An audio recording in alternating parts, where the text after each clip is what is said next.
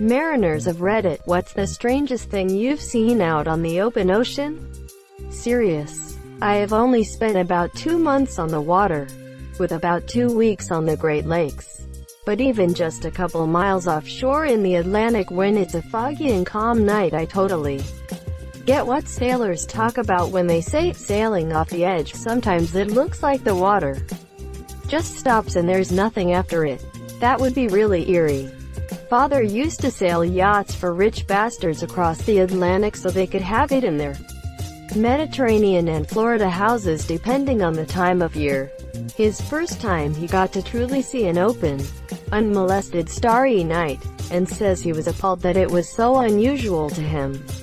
And because we're all living in cities, everyone's missing out on that kind of natural beauty that almost every other human in history would have had access to. Strange lights in the sky and water. Usually it's just a shooting star or some sort of bioluminescent-y creature. What is it unusually? Loch Ness Monster. The green flash. I was a photographer on a cruise ship, can't remember what caused it, but I assume it is predictable, because I was invited up onto the bridge to watch it. Master Gibbs, ever gazed upon the green flash? Greater than Master Gibbs, ever gazed upon the green flash? I reckon I seen my fair share. I could hear this comment. In Slovenia, whilst on our research vessel, we saw a pale and bold thing almost emerge from the sea. It looked incredibly humanoid, as in its head was poking above sea level, with a thin layer of water over its head. It was there for a split second, and we assumed it was a diver trying to scare us. Lo and behold, we carried out a biodiversity assessment in that very area and found nothing apart from some smaller fish, but no man. To this day, me and my marine biology professors have no idea what it was and how it got there. I was majoring in marine biology at the time. We named this species as Baldus manius. Could it have been a Cuvier's beaked whale? Their heads can be rather pale and they're native to the Adriatic Sea. Or it could be a mermaid. Very possibly. In fact, our first assumption was a juvenile whale. However, we were in relatively shallow waters, where these species tend not to congregate. Furthermore, if it was a calf, there should have been a much larger mother, which none of us ever saw. Not on the ocean, but whirlpools and drains in the middle of lakes absolutely terrify me. There's something about them that are so foreboding and menacingly. I like the whirlpools when the water in the tub goes down the drain. Those are fun to watch. Whales doing ballet in the bay. Hilarious to watch such a massive and heavy beast come flying out of the water over and over again, like it's just playing. Meanwhile, it's big enough to just crush me instantly. I was working on a whale watching boat up north in Alaska. One breached off of our port, like 10 feet away. It flopped the other direction, otherwise it would have crushed our boat and a good portion of our guests. One time on the coast I saw a massive storm stretching as far as you could see, which is of course very far when you have nothing obstructing your view. There was lightning everywhere, I can't put it into words. Every city was probably getting a lightning strike per minute. But from my point of view, with this massive panoramic view, there must have been 10 bolts of lightning per second, sustained over at least an hour. Absolutely mesmerizing. Like any good mariner, I grabbed my cigarettes, and did the old 1 foot on the railing and watched. We were at least 5 days away from land and our ship was covered bow to stern in praying mantis. Not truly the weirdest thing ever. But after not seeing much life for a few weeks, it was an experience for sure. I think they lay eggs, and if you don't find them before they hatch, you get a ton of them. I saw a video once of a lady who had them in her car. The baby ones look just like adult ones, only smaller. 1/2 inch for babies, like 6 inches for adults. Went on a trip from Hull to the Netherlands on a fat yacht several years ago. I was doing the sailing, not being sailed. I am not a Ponce DW. OFC. The North Sea is known for its oil, gas, What I found strange and almost creepy was the sheer amount of mostly abandoned oil rigs just scattered about, some relatively close together as well. I remember being able to see roughly 13 of them around us at one point. Edit. This was almost a decade ago now I think about it. The situation's probably worse now. They just leave the old rigs alone after using them. Apparently so. I guess it's just a hell of a lot cheaper to just leave it there rather than go and dismantle it. There may also be no obligation to do so since I believe it's international waters. No laws as such, but I could be wrong. Physically seeing a ship and confirming it on radio. Talking to the captain. Then 10 seconds later, looking up and it's gone. Do a radio check, and nobody knows the call sign or what ship I allegedly talked to. Also, we got caught on the edge of a tropical storm and I was observing it with binoculars while my uncle and grandfather dropped the last crab cages. Water tornadoes, sea devils, are fucking scary. Edit. Stuff added. Both events experienced on my uncle's fishing boat. A waterspout, or an uncharted sandbar in the middle of the Mediterranean Sea. Other than that, derelict vessels are a little eerie. And pirate boats, smugglers are just kind of meh. Edit. I just remembered. One time off the coast of FL one night I was driving parallel to the coast headed south about 50 miles out to sea. I looked right and saw the shoreline clear as a bell. Almost simultaneously someone topside got a text message. You can only see about 15 miles to the horizon from my pilot house. And cell reception is about the same. So needless to say I got that sinking feeling that there was some egregious error with the GPS and that we were standing into danger. I freaked out and started trying everything I could, from checking radar to see if it was picking up land, it was at 50 nanometers, to verifying fathometer readings against charted depth to dead reckoning the last 24 hours of course and speed changes. Turned out we were where the GPS thought we were.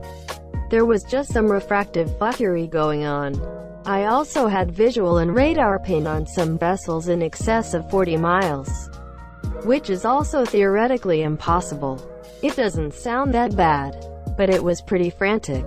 Driving through the ocean and suddenly unsure you're in safe water because the atmosphere is bending the light wrong. Dolphins taking turns surfing in waves behind my sailboat at night. I could clearly see the phosphorescent trail of them surfing down the wave and going between my rudder and keel. More than 20 individuals with the most amazing trails through the water. A fat woman spewing out of both ends holding a cup full of slot tokens while her drunk husband is trying to help and smoke a cigar at the same time. My dad and I used to go boating in the Gulf of Mexico to go fishing. We were way out when my dad caught a rope. He pulled it for seemingly ever until we found a wooden box on one end. The box was a trap filled with stone crabs. Normal enough. But we couldn't find another end of the rope. The trap was very worn, and the crabs seemed to be newly caught. Goes fishing. It's abandoned gear that still catches things. Sometimes these ghost cages are dropped to say goodbye to a fellow crabber, fisherman who has passed away. It's done so that the crabber, fisherman will always have a place to crab fish from heaven. Oop, very interesting. Thanks for the info. That's a sweet way to pay respects, but kinda sad for the needlessly trapped crabs. Most of the time the cages are old enough the crabs just climb out. Are they made specially so that they aren't trapped? In my time on the ocean I'd only found 2 cages that were used for such reason and not modified to allow the crabs to leave. It's an easy 5-minute fix with a pair of wire cutters. I live in Michigan and we have the Great Lakes. These lakes contain huge shipwrecks and fish so big that people can't believe they aren't from the ocean. Lake Michigan freezes in the winter near the beach to where people can climb the ice, but it freezes in weird ways. It looks like giant frozen waves and small ice caves. Sometimes ice spheres form as the winter starts and thousands of ice balls just wash up on the beach. There are countless real horror stories and just as many ghost stories about the lakes. The strangest thing I've personally seen, I believe, is that giant ice wave effect in people swimming in freezing temperatures. I've seen massive ships visit from the ocean that make you sit there in awe at how deep these lakes must be for those to function here. Many people die and go missing in Lake Michigan every year. There are unpredictable currents that can pull people under, and most people here are taught how to best deal with these situations, but it still can pull you out into extremely deep waters where it is likely you cannot get enough energy to make it back to shore. An owl, 300 miles offshore. I hoped it would stay with us or get close enough to catch, but it flew off into open water. Lots of land birds get stuck at sea. Sometimes they accidentally fall asleep on a ship and wake up in the middle of the ocean and try to find land again. Some get blown out from storms. They eventually drink too much salt water and die. The smaller ones get eaten by seagulls. It's sad. Don't worry, he was just delivering a letter. A giant sea tortoise with a seagull perched on its back from the flight deck of the Nimitz.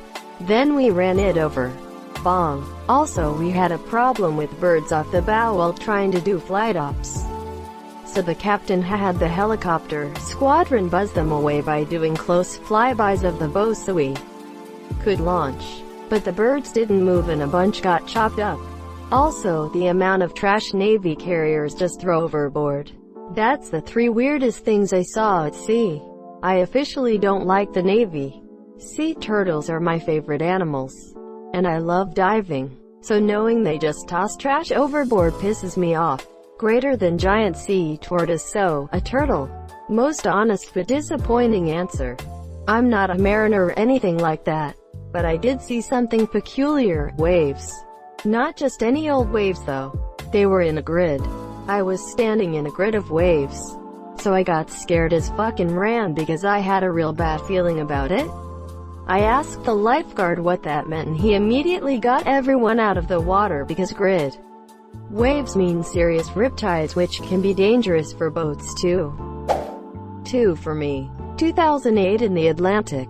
A wall. Our deck was 60 feet off the water and the wall was easily 30 feet off the water. It came from nowhere.